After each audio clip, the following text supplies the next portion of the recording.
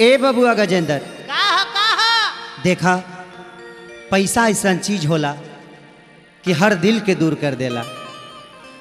एगो पेट के मनावे खातिर कहाँ कहाँ खेत कोड़े के पड़ेला पता ही ना चले। एगो औरत के पति विदेश में गईले, औरत वियोग में अकेले ठंडी के दिन बा, कहते कि हे रजाई से फरियाई ना, कहाँ सू रहते थे ठंडी में अच्छा से दिन रात सब कटी। कमर पर कमर ओढ़ते, कमर पे अपन कम से कम अपन कमर भेज देते, बाकी चीज ना भेजते कमर वो भेज देते तो काम चल जाए। शंभू बाबा देखे में बड़ा ठंडी खेपी की ना ना ना ऐसा बात नहीं है, यहाँ के घरे बहुत लोग बा। औरतिया कहती है बाबू अरे किरेलिया न बैरी जहाजिया न बैरी पैसा बैरी ना।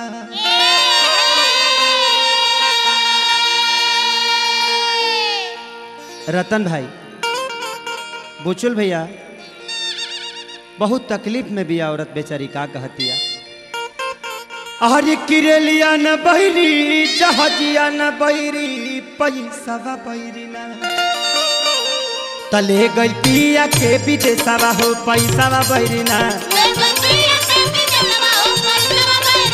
ले गई पिया के विदेशवा हो पैसा बैरी ना। रेलिया न बैरी जहाजिया न बैरी पैसा बैरी ना। रेलिया न बैरी जहाजिया न बैरी पैसा बैरी ना। ले गई पिया के विदेशवा हो पैसा बैरी ना। ले गई पिया के विदेशवा हो पैसा बैरी ना।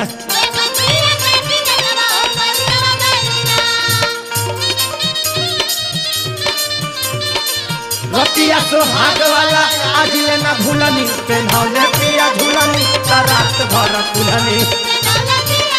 ए बजरंगी बाबा बुलबुल भैया धीरज हो।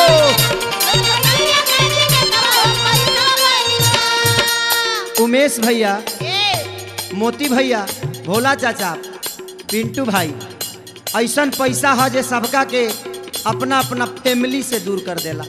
फैमिली से फैमिली फैमिली बाबू अलग मत करो, केहुली ना फैमिली इनका के केहुली ना उनकरा के लेबे तो सार्वजनिक सामान हो, वो पंचायत के हुए।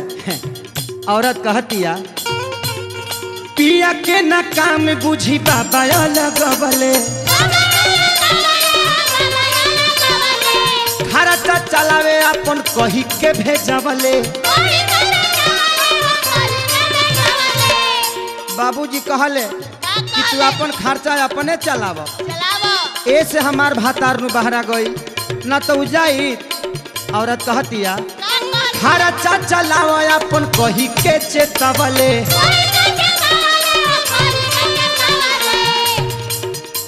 ए राम आ गया भैया, अंजनी भाई हो। अरे खेतवा मिलल बाटे खाली दुई हिस्सा हो पैसा बैरी ना। खेतवा मिलल बाटे खाली दुई हिस्सा पैसा बैरी ना। ले गई पिया के विदेशवा पैसा बैरी ना। गैया मिलल एगो हिस्सा पैसा बैरी ना।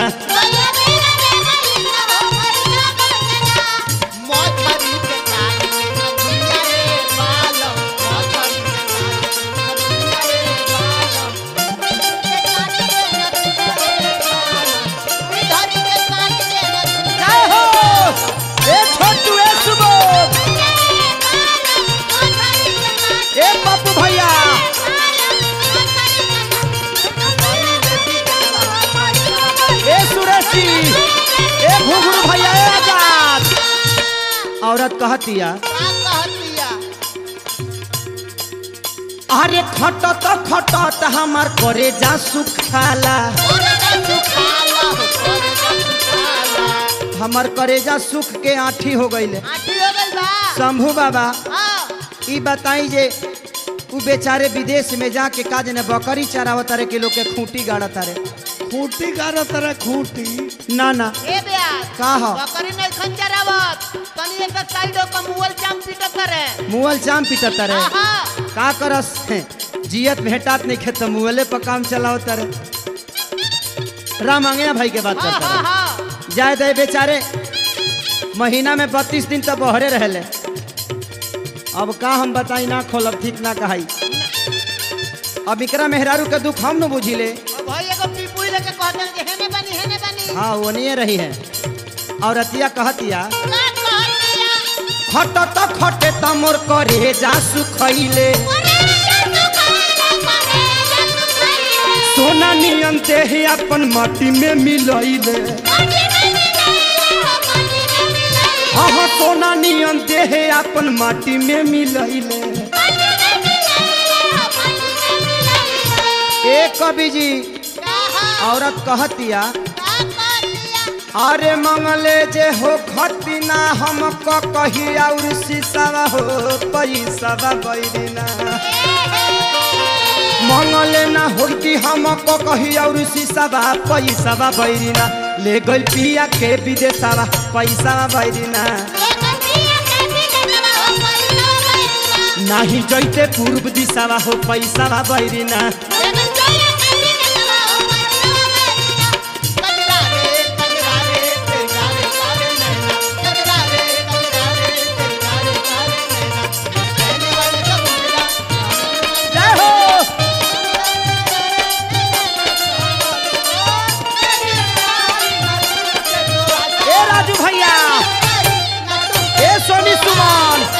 मुखिया जी के लगे चला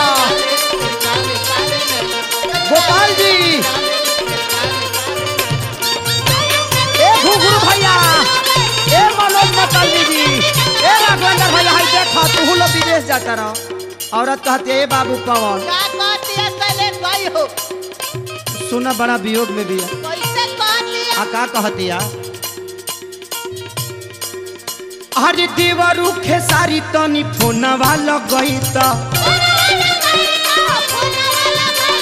पियरू पियारे लाल के घरे बोलई त ए बाबा तनी रौरो कुछ कह देती तो बड़ा अच्छा लागे। फोन उन कह देती उनकर नंबर दी का ए देवर जी तनी नंबर बताई ना बाबा लगा दे। नंबर बताई हाँ बताई आए हाँ 97 717 98 969 ई नंबर हाँ नंबर है ई तिलवा का सर भेजे के जगह बताओ तरी रे आए बाबू ई खिचड़ी के बताई है ने मत बताओ। और अतिया कहतिया अरे देवरू खेसारी तनी फोनवा लगई ता प्यारे लाल पियऊ के घरे बोलाई ता बबुआ रे अरे कही गईल रह गईल तुई बरिसा हो पैसा बैरिना बड़ा वियोग में भी है वियोग ए कही गईल रह गईल तुई बरिसा हो पैसा बैरिना कैसे मिट्टी मोर हिरिसा हो पैसा बैरिना कैसे मिट्टी मोर हिरिसा हो पैसा बैरिना। ए राम अंगया भैया औरत लास्ट में कहतिया कि एके गो दुख बा एकदम इंडिया के जगह क्रिकेट पैदा होले ओंग हमारा घर में क्रिकेटर को ही बाड़े एगो लड़का बड़ा सा एकर माने कि एके गो ब्लॉक से ढेर कुली प्रखंड हो गइल बा बाबू बहुत प्रखंड बा हमारा घरे में 9 गो पंचायत बा 9 गो बा और 9 गो तो तनी मैं वार्ड कमिश्नर मुखिया ही जी खड़ा हो जाई है। और अतिया कहतिया आरे लईकी भइल निसवा लईकावा सती सवा हो पैसावा बैरिना लईकी भइल निसवा लईकावा सती सवा पैसावा बैरिना आवे वाला बा मनीषावा पैसावा बैरिना आवे वाला बा मनीषावा पैसावा बैरिना आवे वाला बा मनीषावा पैसावा बैरिना आवे वाला बा मनीषावा पैसावा बैरिना आवे वाला बा मनीषावा पैसावा बैरिना अरे लईकी भइल निसवा लईकावा सती सवा पैसावा बैरिना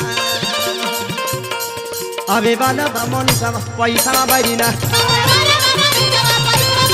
आवे वाला बा मनीषा पैसा में बैरिना आवे वाला बा मनीषा पैसा में बैरिना